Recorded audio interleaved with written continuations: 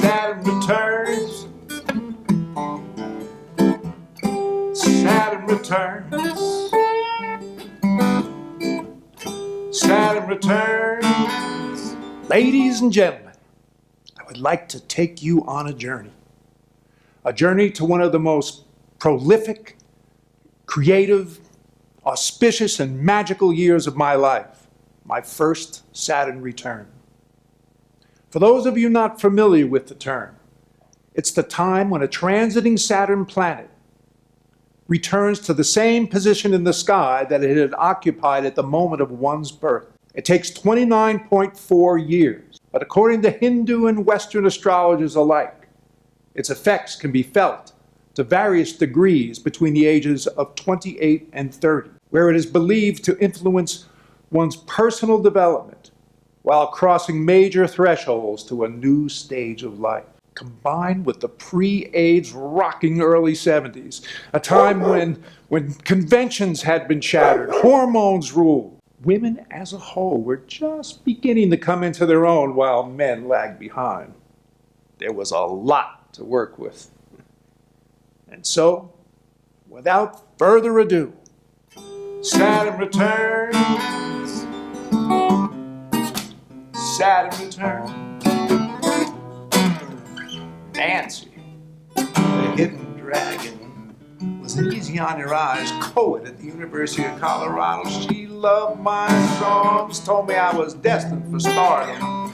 And one day, after weeks of wrestling back and forth, whether I should or shouldn't, I walked up to her dormitory, knocked on her door. She was extremely glad to see me. Extremely glad. Only problem was, during the very act itself, I found myself longing for Joanna. I could not wait to get home to her. I was going to take her into my arms, tell her how much I loved her. There was going to be some communication, all right there in the kitchen table, her long blonde hair waving goodbye to the linoleum. But when I got there, she was standing outside with her bags packed, and Wolf was digging a man-sized hole next to her in the garden. How was it possible? My infidelity had taken place no more than 20 minutes ago. Hadn't she know? Yes, I'm on my bended knees, forgiving you venereal disease for your Valentine. My bended knees. How I wish I would lie soft, please, but no, it's venereal disease for your Valentine. Oh yeah, pass the penicillin. Well, the next thing you know, I'm on 287 with my dog packed guitar and thumbing.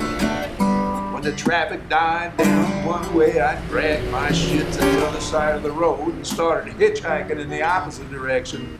Then off in the distance, I saw these puffs of smoke, like smoke signals, and a hootless jalopy. It was stop and start and stop and start and stop and start and kicking up desert dust with every move. Soon I accepted a ride with a drunken Indian. Another 10 whiplashing miles up the road, we passed a band of 20 natives out in the field. They were throwing whiskey bottles, shooting them out of the air with their 6 guns. My driver honked, honk, honk, honk, honk, honk. He let go of a volley of gunshot. Pa, pa, pa, pa, pa, pa. Some bloodthirsty cries. Except for the honking, I'd seen the scene a zillion times. Like in old cowboy movies or something. And I don't know what got into me. I just looked up into the sky and give me a ride and give it to me now. I don't know who the hell I thought I was talking to. It wasn't like a prayer or anything like that. It was more like a demand. Whatever it was pulling towards me was this tractor trailer. Trucker stops right in front of me, rolls down his window. Where you headed, son? Where am I headed? Out, out, out, out, out. Okay, all right. Yeah, hop in. Out it is. I grabbed my stuff, tethered Wolf, took those steps out to the road, and boom! This old ragtop Jeep stops in front of me, and in it is Jane Hunter, this incredibly beautiful homespun blonde that I picked up hitchhiking back in Boulder just like months ago. I mean, you invite this girl to a party, trouble. Forces every guy there to turn to their date and reassess whether they got a good enough deal or not. Are you a musician? Well, yes, sir, I am. My musician quit on me last night. Now, if it worked out, would you be interested in playing for $120 a week plus room? Anya, I was thinking I was going to have to convince somebody to have me play for a shower, but I stuffed that one quick enough.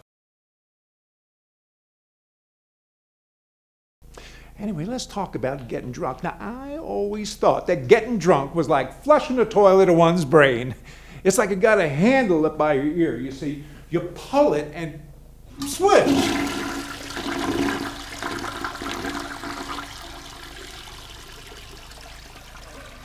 Out the shit goes.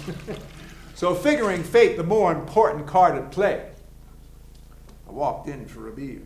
Well, I wandered into a strange country bar, a small Wyoming town. And everybody turned, looking, nobody made a sound. Well, everybody knew everybody else, nobody knew me, and everybody knew it. They all turned to see. Well, tell me now what's going on with these weird trips. The hippies want to be cowboys. The cowboys want to be hip. I played for 6 nights a week, 6 weeks at that bar. Only problem that I had was going back to my room. There were my unwanted thoughts. One night I'd been missing Joanna, the next night I'd be longing for Jane. I tell you, Jane looked spectacular. With those long blonde curls falling over her tan shoulders, those peach fuzz legs peeking out of them faded, cut-off blue jeans. And when it came time to camp, it didn't go unnoticed that she laid her sleeping bag directly next to mine. She rolls towards me. She puts her hand tenderly on my cheek. She looks me dead in the eyes with those big baby blues of hers. There's something I've been really meaning to tell you. She tells me that she loves me. I'm toast. I'm pregnant. Huh? I found this ashram that was willing to exchange room and board for gardening work. I was given my orientation by the guru's second in command, this guy Pinu, kind of like an Ichabod Crane kind of character with hair so perfectly combed and oiled it looked like it was stamped by the U.S. government. You came here for a reason. Well, yeah, Pino, I came for a hot meal and a bed. That's what you think, but I can see through you. Really now, Pino, and what do you see? I see a man who doesn't finish what he starts. Well, I laughed, you see, but his words actually hit me like a Joe Frazier left hook. Back in Connecticut, before I even got to Colorado, I quit this really good job that I had just months before I was supposed to be married. And when I told my fiancée, "Don't worry, Mary, we can still get married," I could play the guitar. And she fainted. I left her in the middle of the night. What's the matter, cat? Got your tongue? Fuck you, pinhead, and I took off for the door. Oh, go, go, and that's what you do, isn't it? I looked him dead in the eyes and said, "Listen, pinhead, one more word out of you, I'm gonna mop the floor with your hair." Sure enough, that shut him up. Decided to head to Wreck Beach.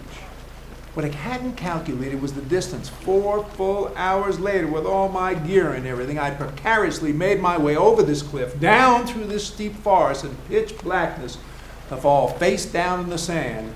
I was exhausted, depressed, more alone than any time that I could remember. I stayed for 3 days in that beach. 3 days into pouring rain and drizzle, beating myself up. Why did I always seem to turn out to be someone's disappointment? Was my purpose in life no more than showing others what not to do? Can you offer me gold? Last in the hole, and all that scares and confuses me. A permanent plan, that one grain of sand that always seems to elude. Only then will I love you. Only then will I love you. Only then will I love you. Can you offer me gold? Can you offer me gold? You know, when a man puts himself out there, adventure lurks around every corner. Can you offer me gold?